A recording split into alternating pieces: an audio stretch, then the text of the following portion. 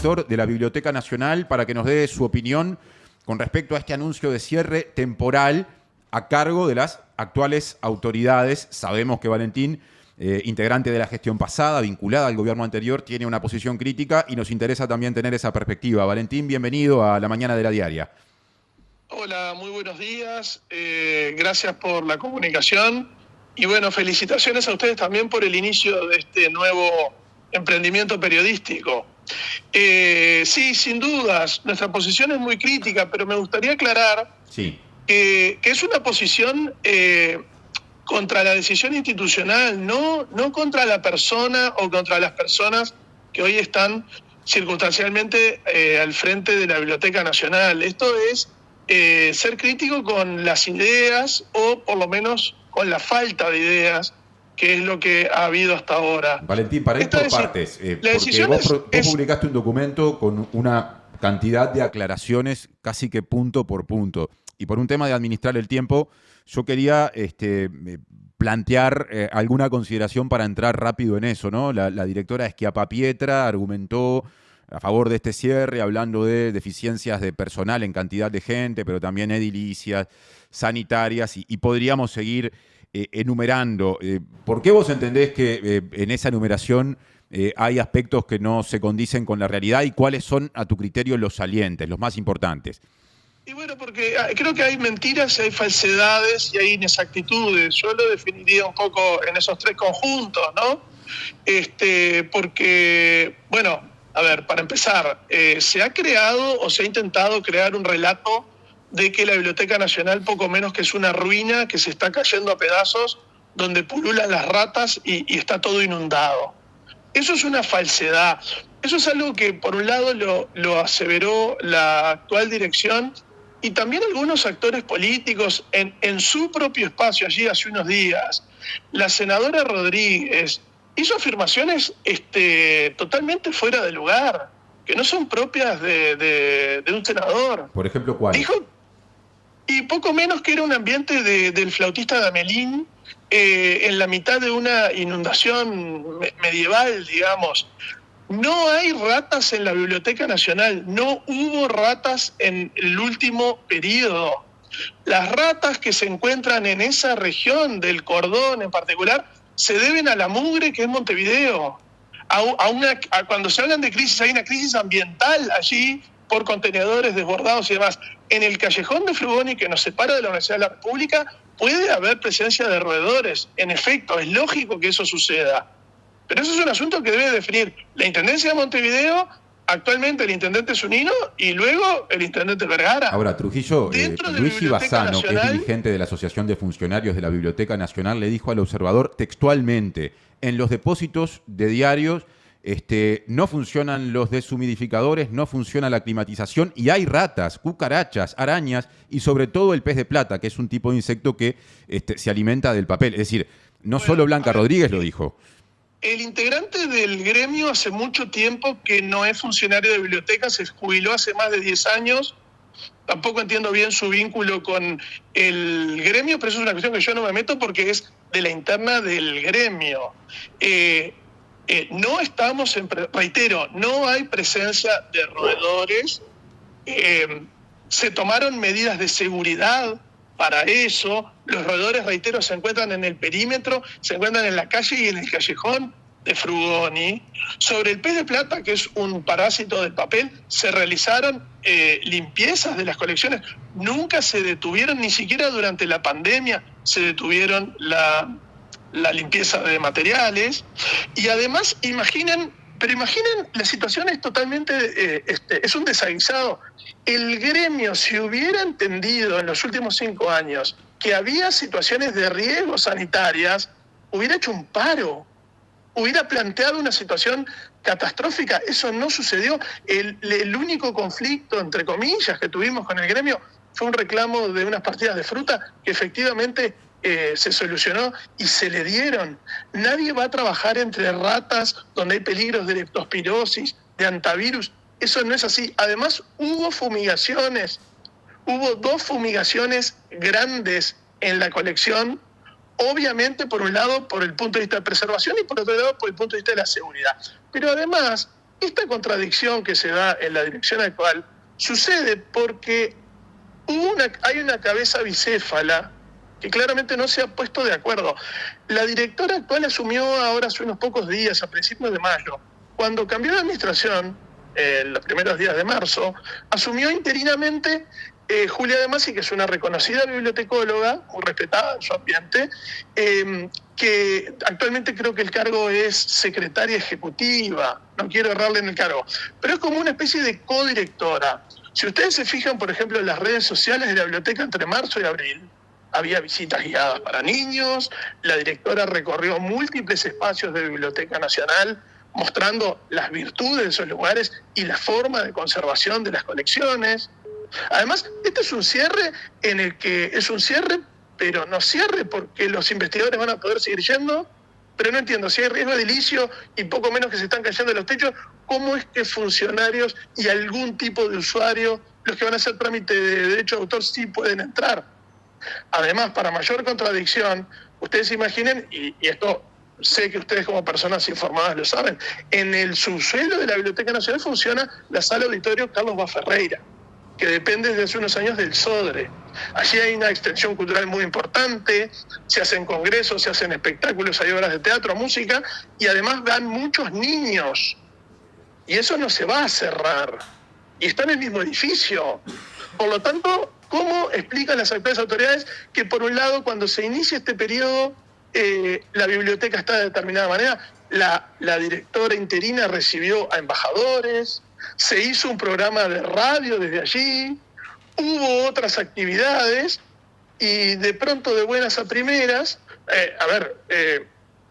esta directora, yo creo que en una mezcla de ignorancia y de inexperiencia en la gestión pública, rápidamente y con algo de soberbia, porque decir así, abuelo de pájaro, que esto es un problema que se arrastra desde hace muchas direcciones, es ignorar directores muy importantes que tuvo la Biblioteca Nacional, y no estoy hablando de mí, sino, por ejemplo, de Tomás de Matos o de Carlos Liscano, que realizaron reformas muy importantes a la interna del edificio. Yo les invito a ustedes como periodistas, visiten, por ejemplo, el archivo literario con la bóveda temporalizada que tiene, temperatura y humedad constante.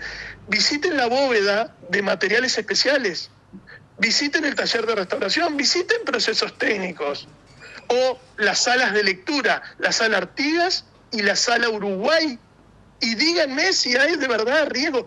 Vayan a la Casa del Pastor, que es la que da sobre la calle Guayabo, allí trabaja el equipo de investigadores literarios de Biblioteca Nacional. Trujillo, sí. Me quiero ahora posicionar en un asunto que me parece central para cualquier organismo, y es la disponibilidad de personal, porque una de las cosas que se cuestiona es la cantidad de gente disponible o trabajando, el personal de la Biblioteca Nacional, y lo que se dice es que falta gente para que el servicio se preste de la mejor manera. ¿Con cuánto personal usted recibió la Biblioteca Nacional? Me interesa fundamentalmente la cifra de personal presupuestado, y con cuánto la dejó. A ver, estas son cifras variables, porque en realidad, de nuevo, lo que hay que hacer énfasis aquí es en la capacidad de gestión. El reclamo de personal es un estándar casi en cualquier oficina pública del Estado. En muchos ministerios y muchos entes autónomos siempre han reclamado que falta personal. Cuando comenzó la administración estaban en el entorno de las 70 personas, pero claro, esos son funcionarios propios, a eso hay que agregar los servicios que están tercerizados y otros mecanismos que nosotros aplicamos, porque no olviden que en el periodo anterior tuvimos que enfrentar la crisis de la pandemia. Esa sí fue una crisis complicadísima, algo que no sabíamos, a lo que nos enfrentábamos, y a lo largo del quinquenio se pretendió generar un concurso para ingreso de funcionarios que Servicio Civil denegó. Por lo tanto, recurrimos con creatividad y poniéndole pienso, porque ahora se habla mucho de pensar y repensar. Es lo que hace cualquier director todos los días en una entidad de la dimensión de la Biblioteca Nacional, pero con la biblioteca abierta, no cerrada. Por ejemplo, los pases en comisión es una manera de que internamente dentro del Estado se puedan apuntalar lugares donde falta personal. O el concepto de horas docentes. Yo no sé si la actual dirección tiene en cuenta esos factores. Y aprovecho para decir una cosa, yo estoy a favor de cualquier programa o proyecto que tienda a mejorar la Biblioteca Nacional. No estamos negándonos a eso, simplemente estamos apuntando con ojo crítico a que, no es necesario, es una... Trujillo, lo tenemos, se nos fue, nos escucha ahí. Estamos probando con Valentín Trujillo, el exdirector de la Biblioteca Nacional, que estaba haciendo justamente algunas consideraciones vinculadas, por lo menos si nos guiamos por la última pregunta, a la disponibilidad de personal. Lo que llegamos a entender fue que al comienzo de su gestión, en 2020, había 70 personas que formaban parte de la plantilla estable con otros aportes de distintas posibilidades de incorporación de personal que justamente se pueden llevar adelante y nos quedaba todavía pendiente la respuesta acerca de el número de personas vinculadas a la plantilla permanente al final de la gestión. Trujillo, ¿lo tenemos otra vez en contacto? Sí, realmente hemos tenido algunos problemas de comunicación, sí, que es una lástima que el diálogo no haya podido ser un poquito más fluido. Yo entiendo las dificultades y algunos imponderables, pero bueno, sí, aquí estoy. Bien, bien. Lo que estaba diciendo es que hay que aplicar creatividad y hay que aplicar el máximo de las posibilidades que da el sistema y el Estado para generar más funcionarios. Eso es así, pero eso es así. Lo que yo estoy diciendo es de perogrullo para cualquier institución pública. La actual dirección ya dijo que no le van a dar los funcionarios que pretende. Entonces, claro, la medida con eso es, ¿qué hago? No me dan lo que pretendo, entonces lo cierro. Y lo cierro por tiempo indeterminado y no presento un plan. Ahora, Trujillo, yo quiero volver me parece poco, realmente una medida osada, un poco soberbia, y me parece rendirse antes de empezar. Yo quiero volver a la pregunta anterior. Yo le pregunté por la cantidad de funcionarios en la plantilla estable de la biblioteca. Usted me dijo que eran cerca de 70, también después sumando otras modalidades, pero 70 funcionarios y funcionarias estables. Yo le usé la expresión personal presupuestado. ¿Cuánto personal presupuestado quedó cuando usted se fue? Porque esa cifra también nos interesa. Bueno, la verdad es que esa cifra, reitero, también es variable, porque cuando termina una administración hay pases en comisión que caen con la administración. Entre marzo y en los 3 meses pudo haber otras jubilaciones, quedaron en torno a los 55 funcionarios. Ajá. Bien, y acá aprovecho... Ojo, de todas maneras, esta cifra para los oyentes, no sé si dice mucho, 70, 55, 49. A ver, lo importante es que el servicio se dé de la mejor manera. Y si la señal que dan las nuevas autoridades es la de rendirse de entrada ante los problemas, porque la actual directora creo que asumió el cargo el 3 de mayo. Y el 26, o sea, 23 días después, la primera salida pública, además en el Día del Libro, ¿no?, que simbólicamente eso es espantoso, lo que hace es anunciar un cierre para pensar, o sea, me parece que, yo no lo sé, pero imagino que quedó abrumada por las circunstancias. Lo que pasa es que eso se llama falta de gestión. Hay que saber gestionar, hay que remangarse y afrontar los desafíos que tiene una institución como la Biblioteca Nacional. Le quiero hacer una pregunta sobre un aspecto que no está relacionado a lo edilicio ni a las cuestiones de higiene, pero que también fue mencionado por la actual directora, que se refirió a la desaparición de 11 manuscritos del poeta Carlos Sabat Ercasti, que se habían consultado para un libro que la Biblioteca Nacional publicó el año pasado sobre el poeta peruano Juan Parra del Riego. ¿Cuál es la versión de su administración? No es la versión, es lo que de verdad pasó. Esto no son manuscritos, son cartas de la colección Sabat Ercasti con un intelectual argentino llamado Canal Feijó. Una investigadora relevante para la Biblioteca Nacional, con una historia intachable dentro de la institución, autora de grandes investigaciones y fabulosos libros de crítica literaria, como Ana Inés Larreborges, que fue la encargada de parte de Biblioteca Nacional, de de ser parte de ese libro que se presentó y que fue un libro muy importante en coordinación con la Embajada del Perú, ¿sí? Se le traspapeló ese material. Ese material nunca salió de biblioteca, simplemente está en biblioteca en algún lugar. Ahí la directora salió que hubo un robo. No hubo ningún robo. Esto no le pasó en sus 40 años de experiencia. Es una situación totalmente humana. Pero aparte agrego una cosa. Esas cartas de Savater Casti a Canal Feijó, donde habla de Parra del Riego, están digitalizadas, por suerte. O sea que el material, o sea, el contenido está disponible en el archivo literario, ¿sí? Lo que no aparecen son los originales. Estas cosas han pasado a lo largo de la historia de la Biblioteca Nacional, desde la época en que Roberto Ibáñez creó el archivo literario. A veces suceden estas acciones, pero a ver, Martín, a ver, pensemos con raciocinio. Esta situación muy concreta, con un traspapelamiento de 11 documentos que además están digitalizados y la investigación se publicó en un formato de libro, ¿les parece que amerita el cierre de la biblioteca?